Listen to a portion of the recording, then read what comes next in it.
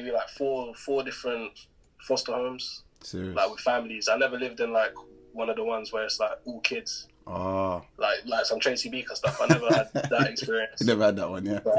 So I was always with family, so it was all right. Like, first couple of years it was a bit mad, like, because my carer, she was like, I don't know, she wouldn't really feed me like proper food, innit? Like, it would be like, I remember when I moved there, she asked me, "What's your favorite meal?" And I said, "Bangers and mash." Yeah. Yeah. And she would give me like instant mashed potato with like beans that had frankfurters in it. And say that's bangers and mash. And then I'd be eating like frozen burgers and stuff like that. And it was just, and then I got really chubby from then. Yeah. That led to hella insecurities and stuff. And it was just, it wasn't really a good experience. But then when I turned 10, I got placed with this really lovely family. And like then things got better. Can I ask you this? This is a very weird question. It just popped to my head. But you know, when you have, I'm not sure if you're aware of anyone else, when you get put in a family, they move to another one, what's the basis they move you on? Is it like, do they look for a family that is just basically nice family? Do they think about race? Do they think about areas? Like, I think they think about race a lot. Like, I never lived with a white family. Always black? Like I'm Caribbean, but I was always placed with like African families. But maybe there's a shortage of Caribbean families. I don't know. There could be. Yeah. I'm gonna have to ask my dad about that one still. Yeah. They always place me with black families. So I think they might do it based on race. I'm not sure like really what the criteria is. I was always thinking, because is it like they're trying to put you with someone that looks familiar? In the sense of, you know, generically. Probably. Yeah. When you was talking about, before you even carry on, just about, you know, food and how you was fed from the first lady or the first, did you know that maybe you was eating food that ain't the best or not what you're saying it is? Or well, kind of, because I was with my older brother and he would always complain.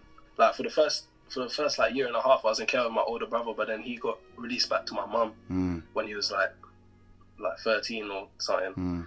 But yeah, he would always complain and stuff like that. But I never really, I always tried to be a good kid, so I tried to not be problematic. Like, I didn't want to, you know, I didn't really feel like I had a voice to even complain really when I was younger. You know, it took me a while to have the courage to really stand up for myself in a way.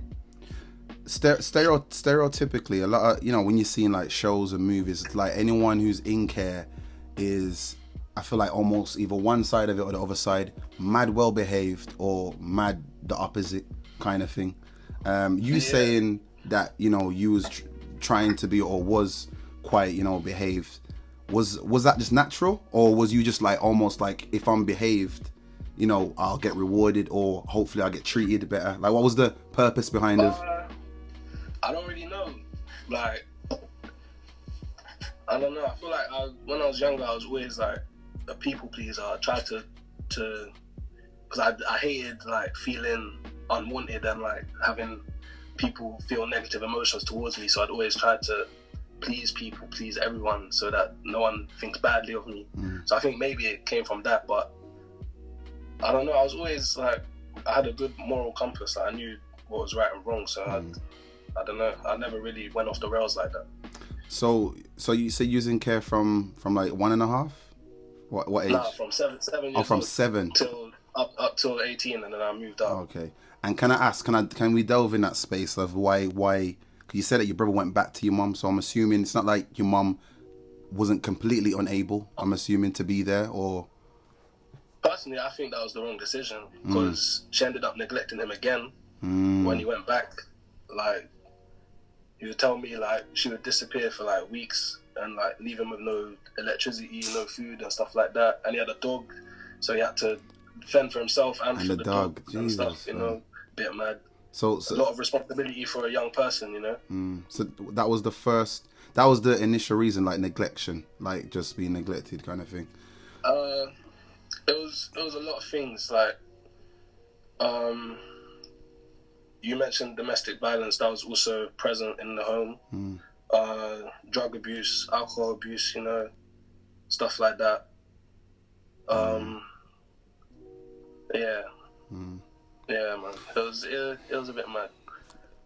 Okay, this is another thing that I'm seeing. It's almost like a common thing. Anyone I'm speaking to, high energy, good vibe. I can feel like this. Yeah, man. Wow, go on. How are you? Like good energy, smile, everything. What, like considering? I'm assuming here a good part of your life has not necessarily been the best, or you've had to kind of figure it out on the way. What keeps your head in that space of like positivity, having a good moral compass, and just keeping a smile, my bro?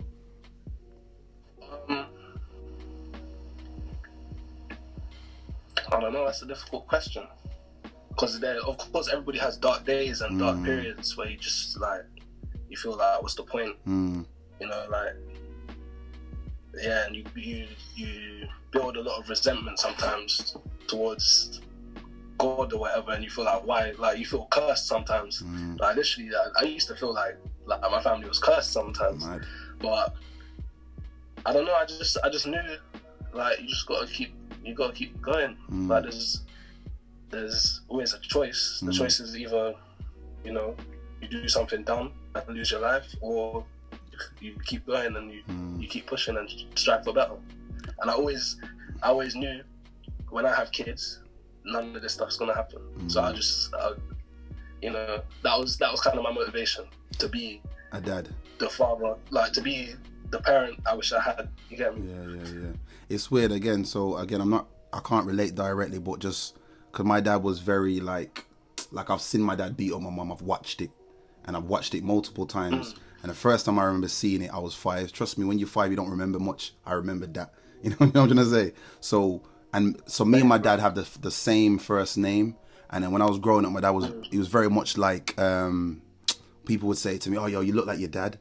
And people don't understand how much that hurt me. Because it means they're telling me I'm going to be like my dad. And I was like, my dad has nice characteristics, don't get me wrong. But the ones that are, you know, far and few are very strong and very, like, to me, like damaging, if that makes sense. But I've learned personally, talking about it is hard. But the more I talk about it, the more I read through and see the memories and the emotions and try decipher what I can deal with and what I can't deal with yet and whatever else, man. But what I'm actually getting at is, like, you said, like, you know, one of your driving forces was becoming a man or a dad, like what I'm assuming you didn't have, or the same type, or you want to be like better than that person. What was your dad like in that sense? Other than, you said domestic, but what kind of person was he? When I was younger, my dad was a really reckless guy. You know, like, in and out of jail, just doing madness. Literally, yeah, man, like abusing my mum and stuff like that. But to be honest, as time got on, and as I got older, and as he, like, because he like recently told me a lot about his childhood. Like, he opened up to me. Like, he's never opened up to me like that, but he opened up to me. He told me a lot of stuff, like, and he had a way worse childhood than me. Crazy. And I was like, and I could, like, of course, like, you can't. There's no justification for what he done, but I can see why where he went wrong. Yeah. And that's something I'm always afraid of, like, because I haven't got kids yet. But I was like, and I think one of the reason why I don't have kids is the fear of treating my child similar to how my dad was when I was younger. And I honestly don't think it was no way as bad as most people's, but it's bad enough for me to have a fear of it. You know what I mean? Like, I don't want to become the man that says I'm going to pick up my ute and then I don't turn up. In fact, I don't ever want to say that I'm picking up my ute because my ute should live with me. You know what I'm trying to say? Like, so it's them things that go on. Being in care and stuff, my dad's been the one person that has actually been there, stayed. Like, although growing up he wasn't the best influence, like, he's since I went into care and stuff, he's been consistent. My mum, on the other hand, I can't say the same.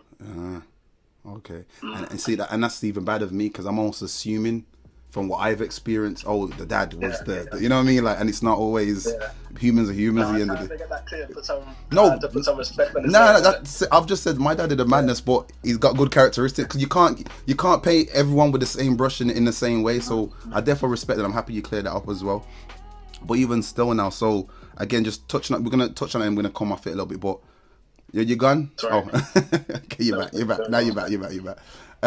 Touching on a little bit. So can I ask? So is your mum and dad like present? Like, as in, could you call them if you wanted to?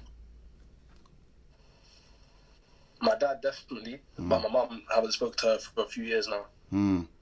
Is that? And that's not from my choice. That's from her choice.